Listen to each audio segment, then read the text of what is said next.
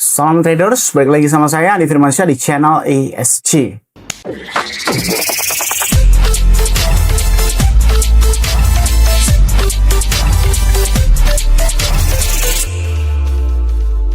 Oke, apa kabar kalian semuanya? Semoga baik-baik aja. Di video kemarin saya udah bilang ya bahwasanya untuk FOMC sendiri itu saya sarankan untuk tidur ya. Lebih baik fokus terhadap crude oil inventories yang terjadi di jam sekitar setengah 10 malam. Dan seperti yang kemarin saya forecastkan, karena oil ini adalah independen, tinggal lihat aja warnanya merah atau enggak hijau. Karena ini warnanya hijau berarti open posisi short. Dan di jam sekitar jam 10-an, nah ini jam setengah 10-an itu Bitcoin itu turun ya dari area sekitar 64.500 sampai ke area sekitar 63.000. Sekali lagi analisis saya benar kembali.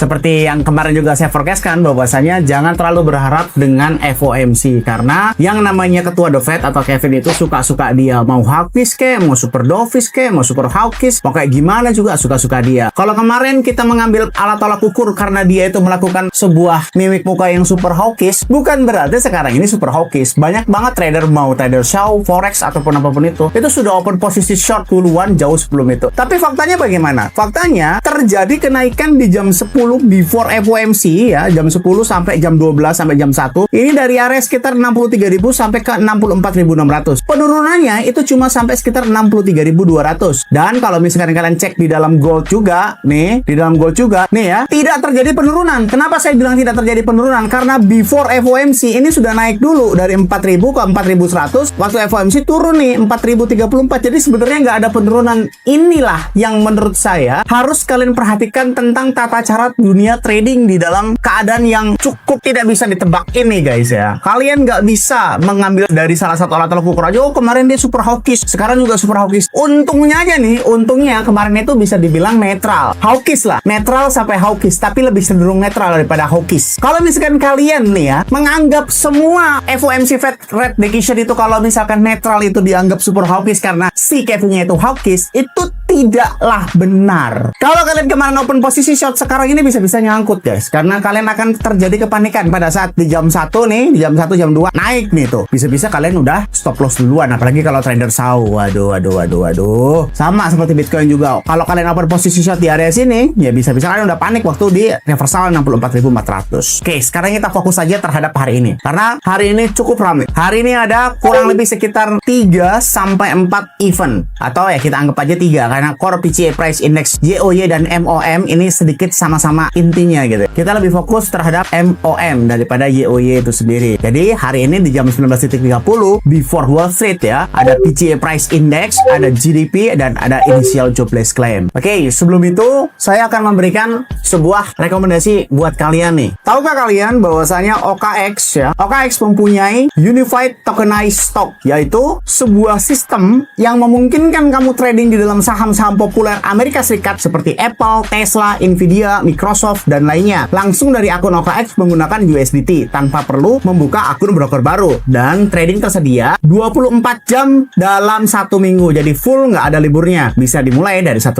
Letaknya itu kalau kita masuk terhadap OKX, kita langsung ke stok saja, dan di sini ada juga nih spot dan fiturnya. Dan beberapa keunggulannya yaitu yang pertama, trading bisa dilakukan dalam 1 minggu full. Kalau kalian tahu bahwasanya trading saham di luar sana, di broker itu biasanya libur Sabtu Minggu, cuma bisa dilakukan Senin sampai Jumat, sedangkan di dalam OKX full 1 minggu. Lalu yang kedua, di backup 1:1 dengan nilai saham asli. Jadi ini semacam seperti over the counter dengan saham realnya. Dan yang paling menarik, ini juga bisa spot, bisa juga futures. Kalau misalkan kalian main saham nih ya, itu kan rata-rata spot. Nah, di sini tuh ada pilihan futures. Jadi kita bisa open posisi, baik open posisi long ataupun short. Nah, kayak gini ya. Lalu selanjutnya, trading bisa dilakukan mulai dari $1. Jadi seolah-olah kalian investasi terhadap beberapa saham yang terkenal di dalam US, kalian bisa mulai dari uang yang sangat minim yaitu $1. Dan transaksi ini menggunakan pure USDT. Jadi kalian nggak perlu lagi tuh membuat akun baru, tinggal convert aja USDT-nya terhadap akun stok saham itu. Mau kalian mau spot ataupun futures. Dan semuanya dilakukan dalam satu akun OKX. Sangat menarik karena kalau misalkan kalian pengen tahu untuk membuat akun saham brokeran itu daripada ribet ya, lebih baik kita main di dalam OKX itu sendiri yang kita juga di sisi lain trading di situ gitu.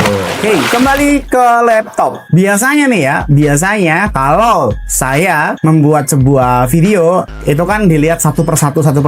Tapi kayaknya saya menemukan cara yang lebih efisien ya. Cara yang lebih efisien itu ya, itu langsung lihat likuidasi heatmap. Kalau kita melihat likuidasi heatmap ini jelas ya, ini sangat jelas sekali kalau hari ini itu terjadi semacam seperti berlawanan antara initial jobless claim dan lain sebagainya gitu kan. Nah ini kalau kita cek ini semuanya ada warna kuningnya semua, baik atas ataupun bawah. Oke, kalau kayak gitu seperti apa kita yang harus lakukan bang antara PCA, GDP dan initial jobless claim? Keadaan pertama tentu jelas. Kondisional pertama, jika semua warna sama ya udah nggak usah ditanya lagi guys ya. Kalau semua warna sama ya nggak usah ditanya lagi. Jadi kondisional pertama, kalau semua warna sama ya tinggal lakukan sesuai dengan rumus seperti biasa aja. Kalau semua warna hijau ya kita ambil open posisi short, kalau semua warna merah ya kita ambil open posisi long, seperti itu. Lalu yang kedua, kalau GDP beda sendiri warnanya, abaikan ya. Sekali lagi, kondisional kedua, jika GDP beda sendiri warnanya, abaikan. Jadi fokus terhadap 1, 2, 3 inisial jobless claim. Jadi misalkan GDP warna merah, yang lainnya warna hijau, ya udah berarti open posisi short. Kalau misalkan GDP warna hijau, yang lainnya warna merah, ya udah berarti ambil open posisi long. Itu kondisional kedua. Kondisional ketiga, jika core PCA index yang bagian YOY itu beda sendiri, abaikan. Sekali lagi, jika core PCA price index YOY ini beda sendiri, abaikan. Misalkan warna si YOY ini adalah warna merah, yang lainnya hijau, jadi udah berarti ambil open posisi short. Kalau yang warnanya ini merah, ya udah ambil open posisi long, misalkan kayak gitu ya. Jadi kondisional ketiga adalah core PCA price index ini jika berbeda sendiri itu abaikan. Kondisional keempat, jika warna core PCA price index dan GDP ini berbeda, misalkan ada dua warna yang berbeda, fokus terhadap core PCA dan initial jobless claim. Jadi misalkan PCA warna merah, di sini warna hijau, intinya dua-duanya ini abaikan. Kondisional keempat, fokus terhadap PCA price index MOM dan initial jobless claim. Jadi kalau misalkan ini MOM, ini initial jobless claim, ini warna hijau, ya udah ambil open posisi short. Kalau ini warna merah, ambil open posisi long. Nah, itu kondisional keempat. Kondisional kelima, jika initial jobless claim dan core PCA ini berbeda warnanya, nggak usah trading. Oke, jadi udah tahu ya. Kondisional pertama, kalau semua warnanya sama, ya udah tinggal open posisi sesuai dengan warna. Kondisional kedua, GDP kalau beda sendiri, abaikan. Kondisional ketiga, core PCA price index kalau beda sendiri, abaikan. Kondisional nomor 4, kalau PCA price index dan GDP ini beda, fokus terhadap PCA price index MOM dan initial jobless claim aja. Yang dua ini abaikan. Yang nomor 5, jangan pernah ambil open posisi kalau core PCA price index dan initial jobless claim ini berbeda warna. Jadi sebenarnya rajanya di malam ini itu adalah initial jobless claim dan core PCA price index yang bagian MOM. Kalau kedua ini, MOM dan initial jobless claim itu beda warnanya, nggak usah